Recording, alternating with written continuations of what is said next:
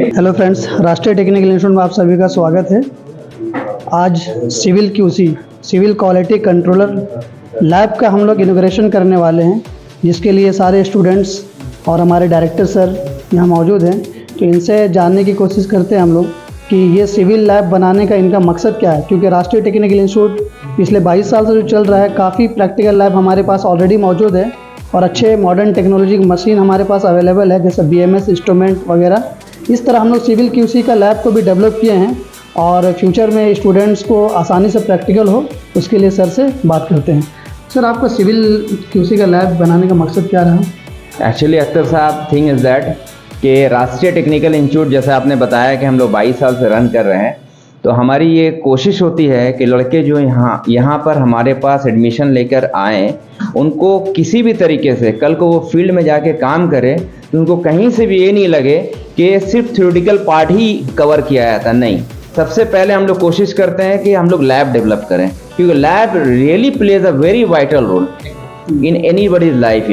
बोलते हैं ना, one practical class is better than 1000 theory classes, isn't it? तो इससे पहले हम लोग इंस्ट्रूमेंटेशन का कोर्स चल रहा है, सेफ्टी का है, BMS का है, वेल्डिंग का है, मैकेनिकल में NDT का है, मैकेनिकल QC का है, मिल राइट फिटर का है। ये सारे कोर्सेज हम लोग के पास चल रहा है। तो हम लोग का सारा लैब सिस्टम, लैब का जो निज़ाम है, फुल फ्लेजेड इंफ्रास्ट्रक्चर के साथ है। हम लोग सारे ये कोशिश हमेशा करते हैं कि सारे इक्विपमेंट्स रहे, ताकि मेन क्या होता है कि लड़कों का हैंड्स ऑन प्रैक्टिकल का मौका मिल सके, क्योंकि theoretical part is very essential part, जो एक लड़के को, एक कैंडिडेट को जानना बहुत ज़रूरी होता है। लेकिन अगर वो हैंड्स ऑन प्रैक्टिकल कर लेता है, वो ऑपरेटर्स से यूज़ करना आ जाता है और ऑपरेटर्स के साथ कैसा बिहेव करता है ऑपरेटर्स, अगर वो सारी चीज़ें उनके पास नॉलेज हो जाती है, तो कल को वो फील्ड में जाके कहीं काम करेंगे तो वो सारी चीज़ों को फील कर पाएंगे, एक तरीके से अपने आप को वहाँ पर सक्षम कर पाएंगे, वो उस पर्टिकुलर डिवाइस से दक्ष हो पाएंगे। ये बहुत एसेंशियल पार्ट है। तो right now, as you mention that we have inaugurated this civil QC lab, तो here we have installed all the equipments right now. जो ज़रूरी चीज़ें हैं वो हम लोग इंस्टॉल कर चुके हैं, और भी चीज़ें ऐड होती चली जाएंगी, क्योंकि सिविल भी एक वास्ट फील्ड है। और हमारे पास हमारे जो फैकल्टी है, you will not believe, he is having such kind of knowledge that he can teach each and every part of civil. और हमारे पास, क्योंकि हम लोग के पास पैरेलल प्रोजेक्ट भी सिविल का काफ़ी चलते रहता है, तो लड़के यहाँ पर थ्योरेटिकल पार्ट के अलावा जो हमारे एक्सपीरियंस फैकल्टीज़ हैं, तो वो अपनी सारी नॉलेज तो लड़कों के साथ शेयर करते ही हैं। इसको करने के बाद हम लोग फील्ड में, जो हमारा जो कंस्ट्रक्शन चल रहा है, 2-3 जगह कंस्ट्रक्शन भी चल रहा है, तो वहाँ पर हम लोग लड़कों को फील्ड में ले जाते हैं, ताकि वो सारी चीज़ों से रूबरू हो सके। जैसा सर ने बताया, फाउंडेशन से लेकर टिल कंप्लीशन तक is very essential that you should be aware of the things, कैसे चीज़ें बन रही है। Civil is not something very easy kind of thing. ये एक इंसान जब अपने सपनों का घर लेता है, या कोई इंडस्ट्री बैठती है तो 100 साल के लिए बैठती है, घर लेता है 60-70 साल के लिए रहता है।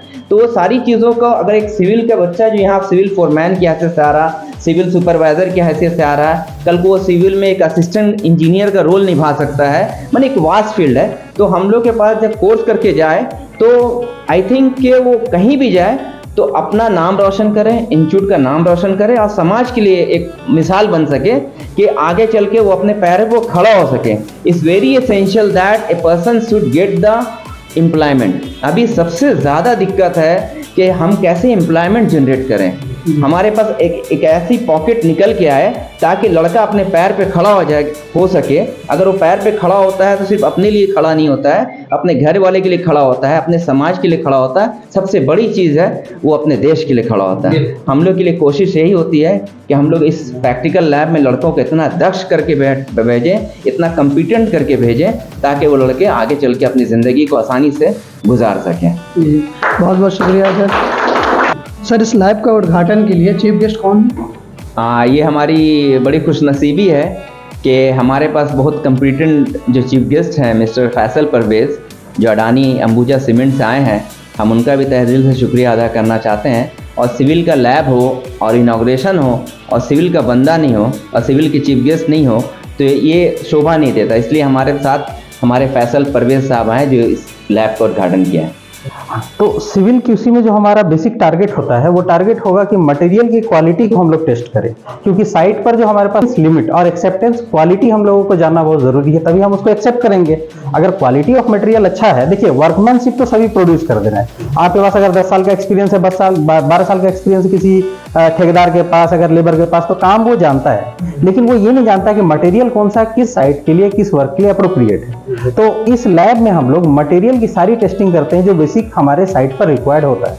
जैसे सपोज दैट ये हमारे पास एक विकेट अपरेटस है, इससे हम लोग सीमेंट की कंसिस्टेंसी निकालेंगे, इनिशियल सेटिंग टाइम निकालेंगे, फाइनल सेटिंग टाइम निकालेंगे।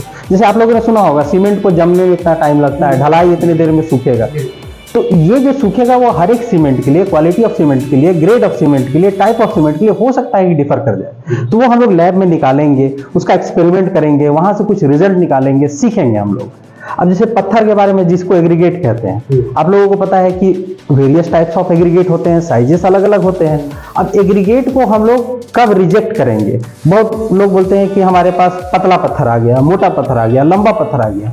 तो ये हमारे पास गेज है फ्लैकीनेस और इलोंगेशंस को टेस्ट करने के लिए। जैसे टेस्ट करेंगे, देखेंगे 10% से ज्यादा हमारे पास वेस्ट मटेरियल है, 10% से कम वेस्ट मटेरियल है। फिर उसके बाद हम लोग यहाँ लैब में ये भी डिस्कस करेंगे अगर बहुत ज्यादा है तो क्या करना है। ठीक है, उसके लिए हम लोगों को क्या स्टेप्स लेने हैं, तो वो हम लोग यहाँ पर टेस्ट करेंगे। रॉ मटेरियल हमारे पास अवेलेबल है। ये कंक्रीट का सबसे बेसिक टेस्ट है और बहुत ही इंपॉर्टेंट टेस्ट है, कंक्रीट की वर्केबिलिटी। जैसे कभी आप लोगों ने देखा होगा ढलाई कोई कर रहा है, हाँ, कंक्रीट अगर बहुत ज्यादा सूखा होगा तो क्या वो फैला पाएगा? नहीं, दिक्कत आएगी।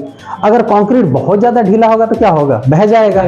तो पानी इतना हो कि कंक्रीट को फैलाया जा सके, यानी वर्केबिलिटी को मेजर करने के लिए हमारे साइट पर जो अवेलेबल होता है वो स्लम कोन अवेलेबल होता है। जो बच्चे यहाँ से सीख करके जाएंगे उनको साइट पर ये करना भी होगा, तो हम लोग हैंड ऑन प्रैक्टिस भी बच्चों को कराएंगे, यहाँ पर ट्रेनिंग देंगे कि कैसे वर्केबिलिटी को टेस्ट किया जाता है साइट पर। अब एक और सवाल आता है कि जब आपका घर बनता है, लोग कहते हैं ढलाई के लिए मोटा बालू लेके आइए, तो मेसनरी के लिए मीडियम बालू, यानी जोड़ाई के लिए मीडियम बालू लेके आइए, प्लास्टर के लिए पतला लेकर के आइए। तो मोटा, पतला, मीडियम बालू, मतलब ये इसको कोई तो एक रेफरेंस पॉइंट होगा ना, कोई तो एक रेफरेंस होगा। रेफरेंस जो है वो जोनिंग ऑफ दी सैंड है। जोन को, सैंड को 4 जोन में कैटेगराइज किया गया है, जोन 1, जोन 2, जोन 3, जोन 4। उसको ग्रेडेशन देखने के लिए हमारे पास सेट ऑफ सीव है। यहाँ से हम लोग क्या करते हैं, इसका ग्रेडेशन कराते हैं बच्चों को, ताकि सीखने मिले कि जोन 1 कब कहा जाएगा, जोन 2 कब कहा जाएगा, जोन 3 कब कहा जाएगा।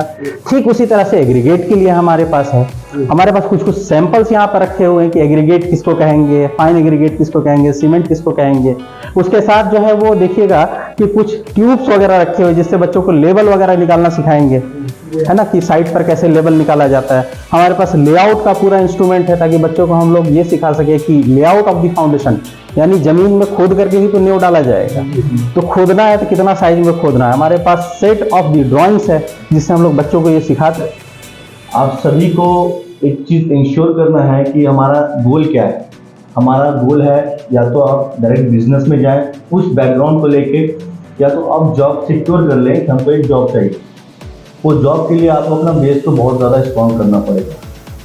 आज के टाइम में आप कहीं भी इंटरव्यू फेस करने जाएंगे तो आपको बेसिक ही क्वेश्चन पूछा जाता है, ना कि आपने क्या किया या ना क्या परफॉर्म किया। आप बेसिक उस स्ट्रक्चर का सारा आपको कोर्स पता है कि नहीं, आपने वो इंस्ट्रूमेंट देखा है कि नहीं देखा है, इंस्ट्रूमेंट का प्रिंसिपल्स क्या है, आप इंस्ट्रूमेंट का एम क्या है, एजेंडा क्या है। तो आप कभी भी इंटरव्यू अगर फेस करने जाएंगे तो आपको थ्योरेटिकल से ज़्यादा सारा इंस्ट्रूमेंटल चीज़ों पर जानकारी या इंफॉर्मेशन या नॉलेज गैदर करके रखना है। अपार्ट फ्रॉम कि आपका वो क्या प्रोसीजर है, बट आपको उसका नॉलेज होना बहुत ज़रूरी है, क्योंकि बीइंग अ इंजीनियरिंग स्टूडेंट, अगर आप मैकेनिकल के हैं, इलेक्ट्रॉनिक्स के हैं, सिविल के हैं, तो आपको हर एक इंस्ट्रूमेंट का नॉलेज होना बहुत ज़रूरी है। ये कॉम्पिटिटिव वर्ल्ड में आप अलग से अगर शाइन करेंगे तो वो आपका नॉलेज शाइन करेगा, आपका कोई पर्सनैलिटी शाइन नहीं करेगा, या आप कैसे वे ऑफ टॉकिंग है, आपका वे ऑफ मूविंग या वे ऑफ वॉकिंग है।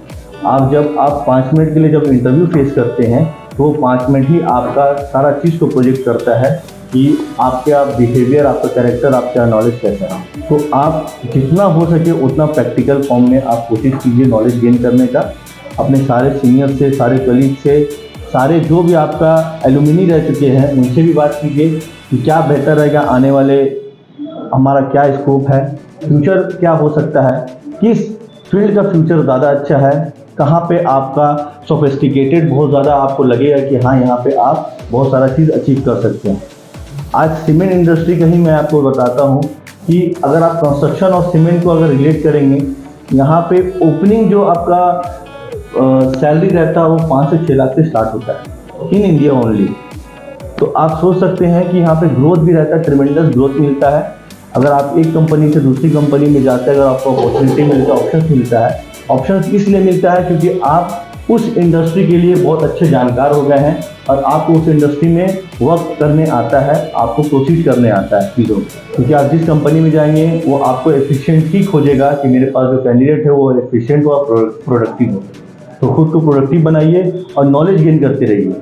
IAS कोर्स पढ़िए। IAS कोर्स हर एक बुक का एक वो रूट है। आप जितना भी बुक पढ़ेंगे, कोई भी आप फील्ड का हो, कोई भी स्ट्रीम का हो, आपका IAS कोर्स से ही सारा बुक को लिखा जाता है। तो IAS को कोर्स के गो थ्रू जाइए और नया नया अमेंडमेंट जो हो रहा है, अमेंडमेंट्स पढ़िए और जितना हो सके उतना इंटरव्यू दीजिए। चाहे पटना जाके देना हो, चाहे कलकत्ता जाके देना हो, इंटरव्यू जितना फेस कीजिएगा। इन केस अगर नहीं भी होता है तो आपको लर्निंग करने मिलेगी। आप कुछ ना कुछ वहाँ पे गेन कीजिएगा, आप अपना टाइम इन्वेस्ट कीजिएगा।